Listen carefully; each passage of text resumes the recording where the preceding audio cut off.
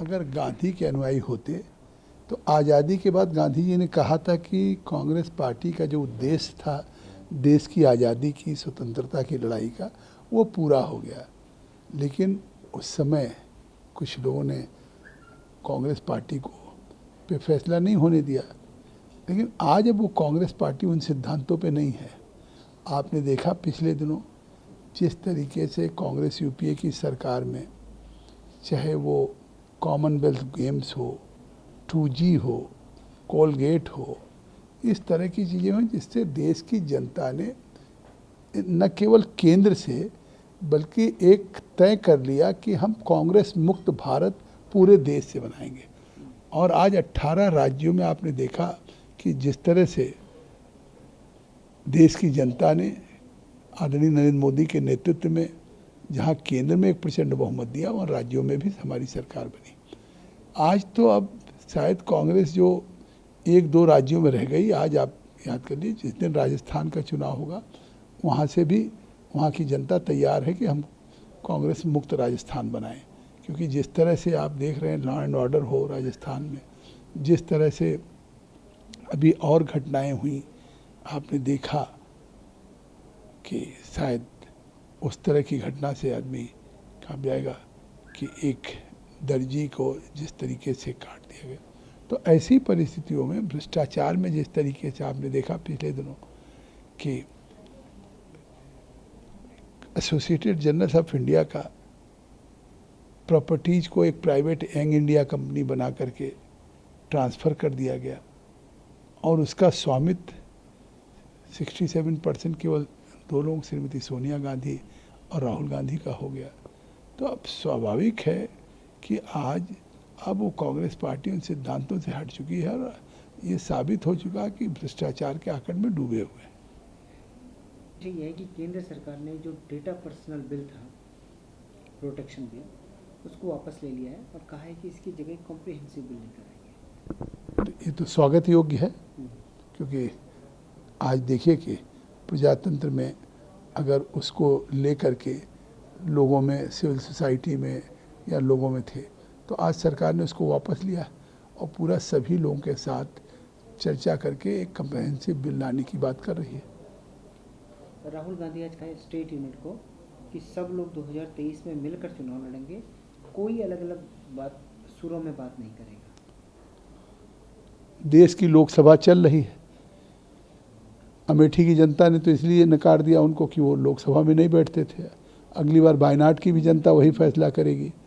अभी लोकसभा में इतने महत्वपूर्ण चर्चाएं हो रही हों, महंगाई पे चर्चा हुई, रोज ट्वीट करते थे। 2 सप्ताह कांग्रेस पार्टी को उन्होंने मतलब सदन चलने नहीं दिया। जनता की बहुमूल्य कमाई का कितना बड़ा अपव्यय हुआ। और जब महंगाई पे चर्चा हो तो उस महंगाई में राहुल गांधी डिबेट में भाग न लें, बाहर रोज ट्वीट कर रहे थे।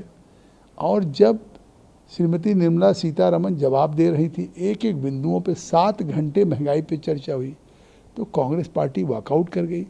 इसलिए कि उस दिन निर्मला सीतारमण जी ने कहा कि 9 बार डिबेट हुआ था कांग्रेस यूपीए की सरकार में और डबल डिजिट से ज़्यादा इन्फ्लेशन था। मुद्रास्फीति और फूड इन्फ्लेशन 13.4% था। और आज दुनिया में सबसे कम इन्फ्लेशन, सबसे कम फूड इन्फ्लेशन आज दुनिया में अगर है तो भारत में 7.1%। अमेरिका में 40 वर्षों का रिकॉर्ड टूट गया महंगाई का। अमेरिका में चाहे मतलब फूड इन्फ्लेशन हो, चाहे मुद्रास्फीति हो, चाहे कंज्यूमर प्राइस इंडेक्स हो, होलसेल प्राइस इंडेक्स हो, आज आपको 10.8% हो गया और फूड इन्फ्लेशन और महंगा हो गया है। यूरोपियन कंट्रीज में 9% है। इटली ले लीजिए, जर्मनी ले लीजिए, पूरे दुनिया में, पाकिस्तान में 23%। श्रीलंका की तो स्थिति कहने की बात नहीं। पाकिस्तान में 248 रुपया पेट्रोल मिल रहा पर लीटर। तो आज पूरी दुनिया की परिप्रेक्ष्य में देखें तो भारत की मुद्रास्फीति का नियंत्रण किया है नरेंद्र मोदी जी की सरकार ने। सिंगल डिजिट में महंगाई है। ममता बनर्जी कैबिनेट रिशफल किया है।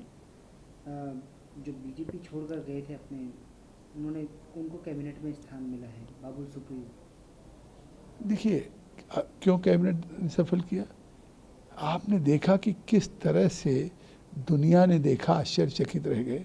पार्थ उनके चटर्जी जो मंत्री थे और जिस तरह से अर्पिता जो उनके साथ दो दो जगह पे रेड में 50 करोड़ कैश मिला, तो मुझे लगता है कि जो ममता सरकार क्लेम कर रही थी, पहले तो कह रही थी कि जब कोई जांच हो जाएगी तब मैं कार्रवाई, लेकिन जब पूरे प्रदेश और देश ने जान लिया कि उनके मंत्री उस शिक्षक घोटाले में, भ्रष्टाचार में के आकंड में डूबे हों, तो इन चीज़ों से ध्यान बटाने के लिए उन्होंने कैबिनेट रिसफल कर दिया।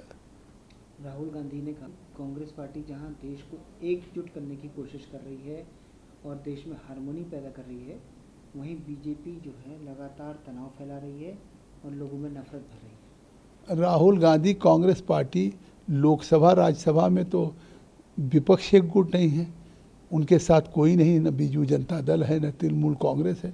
तो जब लोकसभा में फ्लोर कोऑर्डिनेशन नहीं उनके पास है, लोकसभा में विपक्ष को एकजुट नहीं कर पा रहे हैं, तो देश को क्या कर पाएंगे। नमस्कार, मैं हूं मानक गुप्ता। अगर आपको हमारा ये वीडियो पसंद आया हो तो इसे लाइक और शेयर जरूर करें, और हां, हमें सब्सक्राइब और फॉलो करना ना भूलें ताकि आप देश और दुनिया की कोई खबर मिस ना करें। तो जुड़े रहिए हमारे साथ और देखते रहिए न्यूज़ 24।